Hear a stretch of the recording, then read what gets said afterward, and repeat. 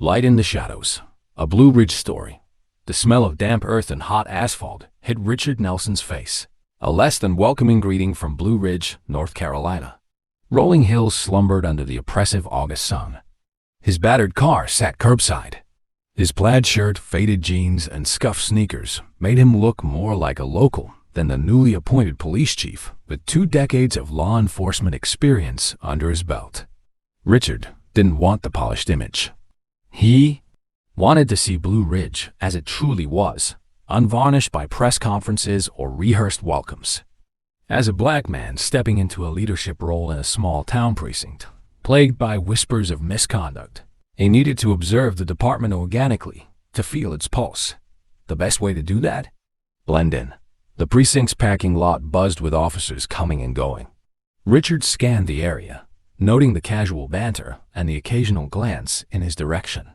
No one seemed to recognize him, unsurprising given his appointment had been announced only days prior, and he'd chosen not to publicize his arrival until the official inspection later that morning.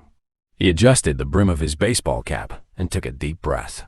The weight of his mission, to root out the toxicity festering within the department, pressed heavily on his shoulders. He was no stranger to resistance, but he knew this job would test him in ways he hadn't yet imagined. As he approached the building, the faint sound of laughter drifted through the air. He slipped through the precinct's side entrance, unnoticed amidst the hum of casual chatter and ringing phones. The tiled floors gleamed under harsh fluorescent lights, the smell of stale coffee hanging heavy in the air. He walked slowly, observing the dynamics around him. Groups of officers huddled near desks, some swapping stories, others reviewing paperwork. No one paid him much attention until he paused near the break room.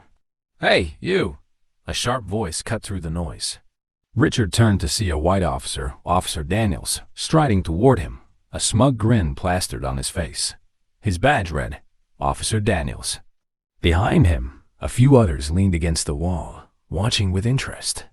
Richard opened his mouth to speak, but Daniels didn't give him the chance. "Lost, are we?" "This ain't a shelter," the officer said, his tone dripping with condescension. "You need to take that mess somewhere else." Richard froze, the words landing like a punch. He wasn't sure whether to correct the man immediately or let the scene unfold further. Before he could decide, Daniels stepped closer, his voice rising for the benefit of his audience. "Didn't you hear me? Get out of here. We don't need people like you hanging around." Laughter erupted from the onlookers, and Richard clenched his jaw, his heart pounding. He tried to speak, but Daniels leaned in, his face inches away. Then, without warning, the officer spat directly into Richard's face. Time seemed to stop. Richard's breath hitched as the warm saliva trickled down his cheek. Around him, the laughter grew louder. One officer slapped the table, doubled over in amusement, while another muttered something about showing the riffraff their place. Richard's mind raced. He could feel his pulse pounding in his ears, but he kept his composure. He reached into his pocket, pulling out a handkerchief to wipe his face, his movements slow and deliberate. "Is this how you treat everyone who walks through these doors?" he asked, his voice calm but firm. Daniel smirked. "Only the ones who don't belong here." The group burst into laughter again, but Richard said nothing. Instead, he turned and walked down the hallway, leaving the officers behind. As he headed toward the precinct's main office, an intercom crackled to life, calling all personnel to the briefing room. It was time. The briefing room buzzed with chatter as officers filed in, some carrying coffee mugs, others laughing over inside jokes. Richard entered through a side door, now holding a folder bearing the precinct's official seal. He stood just out of view, watching the room fill with familiar faces, some still chuckling from the earlier incident. At the front of the room, Captain Harris, a stout man with a graying mustache, called for order. "All right, settle down everyone. We've got an important introduction today." The officers quieted, their curiosity piqued. Daniels leaned against the wall, arms crossed, a smug expression still plastered on his face. The man was clearly enjoying his morning. Captain Harris cleared his throat. "As most of you know, Chief Caldwell retired last month.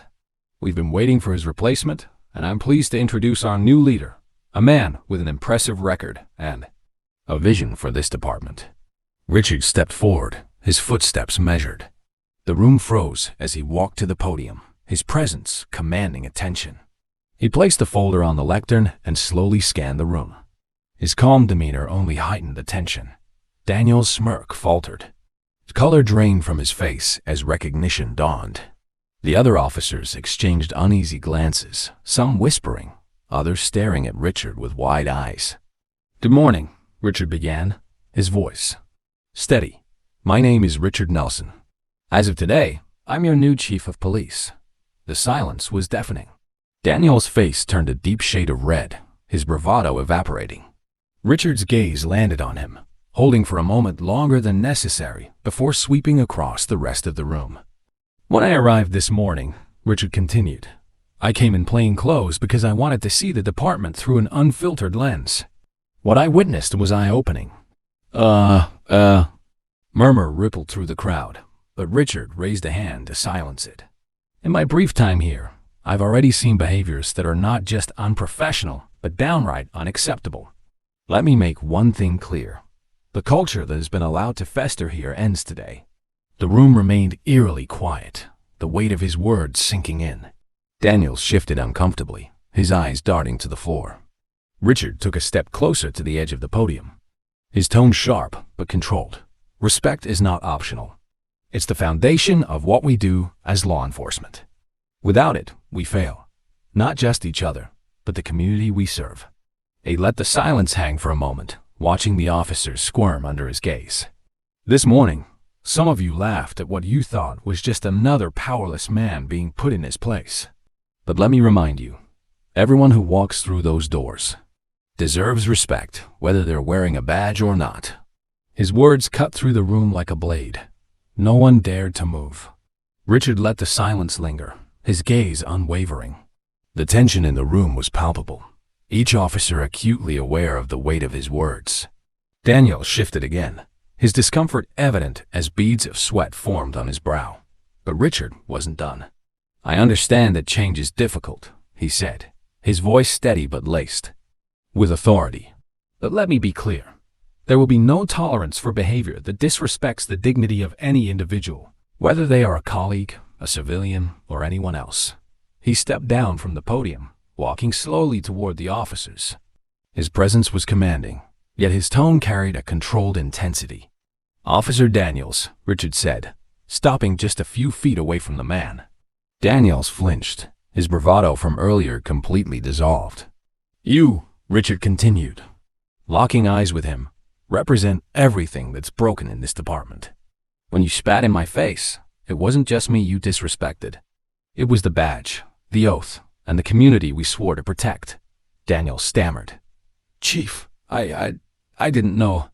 "That's exactly the problem," Richard interrupted, his voice sharp. "You didn't care to know. You didn't take a moment to think before you acted, because you assumed that man standing in front of you didn't matter. And that assumption is why this department has lost the trust of the people it serves." The room remained silent, every officer frozen in place. Richard turned his attention to the rest of the group. What I witnessed wasn't just one man's mistake. It was a culture where bullying and prejudice are not only tolerated but celebrated. And that stops now. He stepped back toward the podium, his voice rising slightly. "I've spent my career fighting for justice. Not just in the streets, but within the walls of departments like this one. Change isn't easy, and it won't happen overnight. But I promise you this, as long as I'm chief, this precinct will operate with integrity, respect, and accountability." Richard paused, letting his words sink in.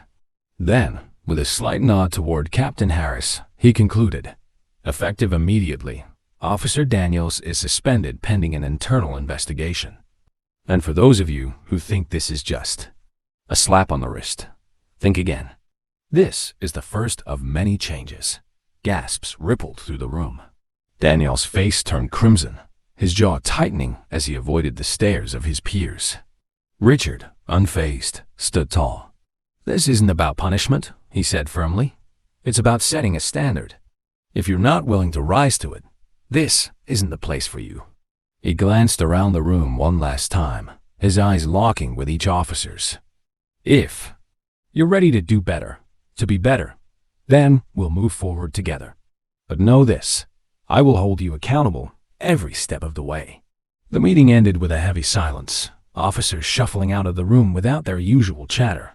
Richard remained at the podium for a moment, watching as Daniel stormed out, his face a mix of embarrassment and anger. The other officers avoided eye contact, their expressions ranging from guilt to quiet contemplation. Back in his office, Richard sat down at his desk, exhaling deeply. He knew this was just the beginning. Years of entrenched attitudes wouldn't change overnight, and for some, they might never change at all. But he hadn't come to Blue Ridge to make friends. He came to make a difference. The phone on his desk rang. It was Captain Harris. "Chief, I wanted to say, you handled that better than most would have," Harris said, his voice tentative. "Thanks, Captain," Richard replied, "but the real work starts now. I need a full review of Daniel's history on my desk by tomorrow. Complaints, incident reports, everything." "You've got it," Harris said before hesitating. "And, Chief, I think you shook a few of them today, in a good way." Richard hung up, allowing himself a brief moment of satisfaction before diving into the mountain of paperwork in front of him. Over the next few weeks, the precinct was a different place. Officers who once laughed at Daniel's antics now avoided him altogether, whispers of his suspension spreading through the department. Richard made it a point to walk the halls regularly, greeting everyone he passed, his presence a constant reminder of his leadership. Some officers took the change to heart. Officer Reyes, a younger recruit, approached Richard one day, admitting that she'd been complicit in the toxic culture out of fear of retaliation. "I want to do better, Chief," she said earnestly. "That's all I ask," Richard replied, his voice kind but firm. "It starts with you." But not everyone was willing to change. Daniels filed an appeal against his suspension, claiming unfair treatment. Richard held his ground, standing firm in his belief that accountability wasn't optional. The department's review uncovered a string of previous complaints against Daniels, ranging from excessive force to inappropriate comments. His appeal was denied, and Richard made it clear that the days of brushing misconduct under the rug were over. Despite the progress, Richard knew the road ahead would be long. Conversations about implicit bias and community relations were met with mixed reactions, but he remained undeterred. Each small victory, a recruit speaking up, an officer rethinking their approach, was a step towards something greater. One morning, Richard attended a community event where he met a young boy who shyly approached him. "Are you really the chief?" the boy asked, his eyes wide with wonder. "I am," Richard said with a smile. "My dad says the police don't care about us," the boy said, his voice barely above a whisper. Richard crouched down to meet his gaze. "I can't change the past, but I promise we're working to do better," he said gently. "And if you ever need help, you come find me, okay?" The boy nodded, a small smile breaking across his face. It was moments like this that reminded Richard why he'd taken the job in the first place. By the end of his first year, the precinct was far from perfect, but it was undeniably different. Officers who couldn't adapt were gone, replaced by recruits who shared Richard's vision for a fair and respectful department.